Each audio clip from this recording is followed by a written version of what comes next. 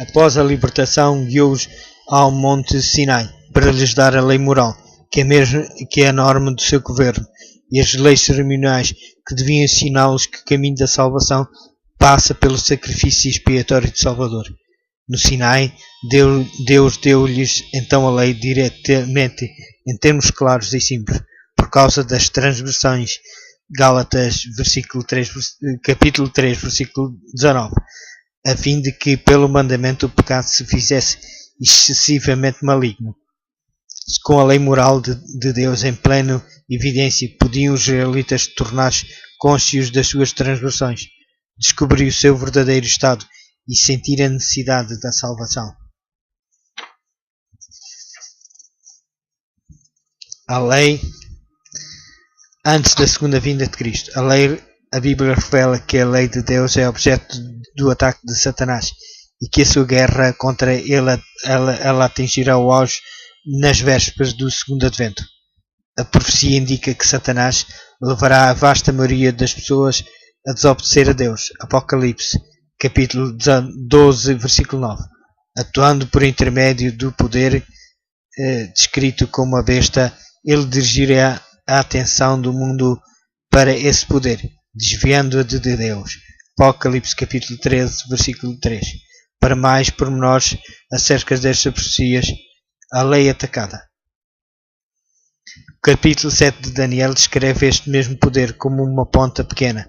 Este capítulo fala de 4 grandes animais, que desde o tempo de Jesus, os comentadores da Bíblia têm sempre identificado como sendo as potências mundiais da Babilônia, Médio-Pérsia, Grécia e Roma. As 10 pontas do quarto animal representam as divisões do Império Romano na altura da sua queda, no ano 476 d.C. A visão de Daniel centra-se na ponta pequena, um poder terrível e blasfemo que se ergueu de entre as 10 pontas, representando a ascensão de um poder pavoroso após a desintegração do Império Romano. Esse poder tentaria mudar a lei de Deus. Daniel, capítulo 7, versículo 25, e continua a existir até a volta de Cristo.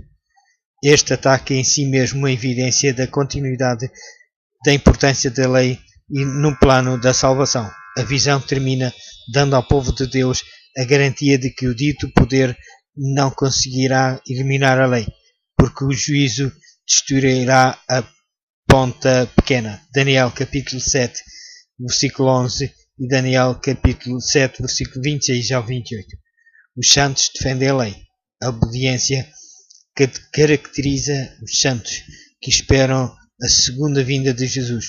No conflito final, congregam-se para exaltar a lei de Deus. A Escritura descreve-os nestes termos: guardam os mandamentos de Deus e têm o testemunho de Jesus Cristo. Apocalipse capítulo 12, versículo 17 e Apocalipse capítulo 14, versículo 12. E aguardam pacientemente a volta do Salvador. Preparando-se para o segundo advento, este povo proclama o Evangelho, convidando aos outros a adorar o Senhor como Criador. Apocalipse capítulo 14, versículos 6 e 7. Os que adoram Deus em amor hão de obedecer como João disse, porque este é o amor de Deus, que guardemos os seus mandamentos, e os seus mandamentos não são pesados. 1 João capítulo 5, versículo 3. Os juízos de Deus e a lei. O juízo divino das 7 últimas pragas que caem sobre os desobedientes parte do templo do tabernáculo do testemunho no céu. Apocalipse capítulo 15, versículo 5. Israel estava bem familiarizado com a frase tabernáculo do testemunho, que designava a tenda que Moisés construiu. Números capítulo 1, versículo 50 e 53. E Números capítulo 17, versículo 8. E Números capítulo 18, versículo 2. Era assim chamado porque abrigava a arca do testemunho. Êxodo capítulo 26, versículo 34. A qual continha as 2 tábuas do testemunho. Portanto, os 10 mandamentos são testemunham da vontade divina perante a humanidade. Mas Apocalipse capítulo 15, versículo 5, refere-se ao templo do tabernáculo do testemunho no céu. O tabernáculo de Moisés era simplesmente uma cópia do templo do céu. O grande original da lei dos 10 mandamentos é ali conservado. O facto de os juízos finais se relacionarem intimamente com a transgressão da lei de Deus vem reforçar mais evidência da perpetuidade dos 10 mandamentos. O livro de Apocalipse também descreve a abertura do templo celeste, que deixa ver a arca do concerto. A expressão arca do concerto designava a arca do santuário terrestre, que continha os tábuas com as palavras do concerto, os 10 mandamentos. A arca do concerto no santuário celeste é a arca original, contendo as palavras do concerto eterno, o decálogo original. Assim torna-se claro que o tempo dos juízos finais de Deus sobre este mundo, Apocalipse, capítulo 11, versículo 18, se relaciona com a abertura desse templo celeste, com a chamada de atenção para a arca contendo os 10 mandamentos. Efetivamente um quarto apropriado da exaltação da lei de Deus como norma do juízo. A lei e o Evangelho. A salvação é um dom que vem pela graça, através da lei, não pelas obras da lei. Nenhuma obra da lei, nenhum esforço ainda que louvável e nenhuma boas ações, sejam elas muitas ou poucas, sacrificais ou não, podem de modo algum justificar o pecador. Em toda a Escritura existe uma perfeita harmonia entre a lei e o Evangelho, que se confirmam mutuamente. A lei e o Evangelho antes do Sinai. Quando Adão e Eva pecaram, aprenderam o que era a culpa, e o medo e a necessidade. Deus respondeu à necessidade deles, sem anular a lei que os condenava, oferecer-lhes antes o Evangelho, que os reconduziria à comunhão e à obediência à sua vontade. Este Evangelho consistiu na promessa da redenção por meio de um Salvador, a semente da mulher que haveria de vir um dia a triunfar sobre o pecado. O sistema de sacrifício que Deus lhes impôs ensinou-lhes uma importante verdade acerca da expiação, que o perdão só seria possível através do derramamento de sangue, com a morte de um Salvador, acreditando que o sacrifício do animal simbolizava a morte expiatória do Salvador. Por sua causa obtiveram perdão do pecado, foram salvos pela graça. Esta promessa evangélica foi o centro do divino concerto eterno de graça oferecido à humanidade.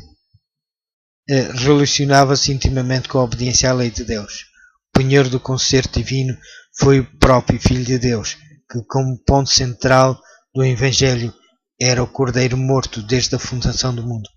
A graça de Deus começou então a atuar logo que Adão e Eva pecaram. David disse: a misericórdia do Senhor é de eternidade a eternidade sobre aqueles que o temem, sobre aqueles que guardam o seu concerto e sobre os que se lembram dos seus mandamentos para os cumprirem. Salmos, capítulo 103, versículos 17 e 18. A lei e o Evangelho no Sinai. Há uma relação estreita entre o decálogo e o Evangelho. O preâmbulo da lei, por exemplo, refere-se a Deus como Redentor. Êxodo capítulo 20, versículo 1. A seguir, à proclamação dos 10 mandamentos, Deus instruiu os israelitas a erguer um altar e começar a oferecer os sacrifícios que deveriam revelar a sua graça salvadora. Foi somente sobre o Monte Sinai que Deus deu a Moisés uma grande porção das leis cerimoniais relacionadas com a construção do santuário.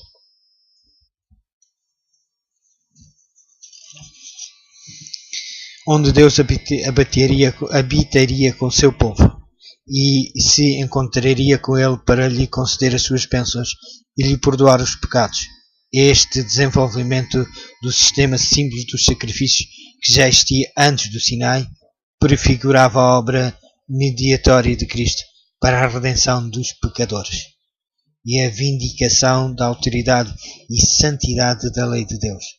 O sítio da habitação de Deus era no lugar santíssimo do santuário terrestre, sob o propiciatário da arca, onde se encontravam os 10 mandamentos. Cada aspecto dos serviços do santuário simbolizava o Salvador. Os sacrifícios sangrentos apontavam para a sua morte expiatória, que haveria de redimir a raça humana da condenação da lei.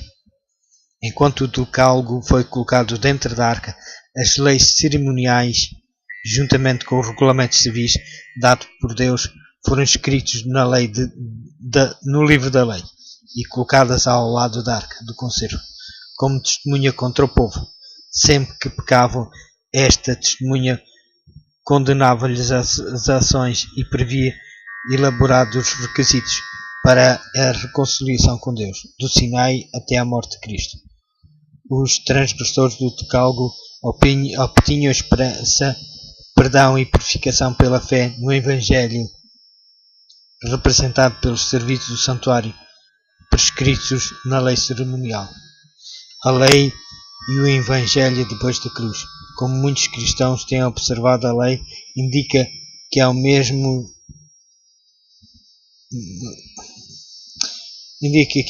tempo que aboliu a lei cerimonial, a morte de Cristo confirmou e continua válida da lei moral. Vejamos as provas.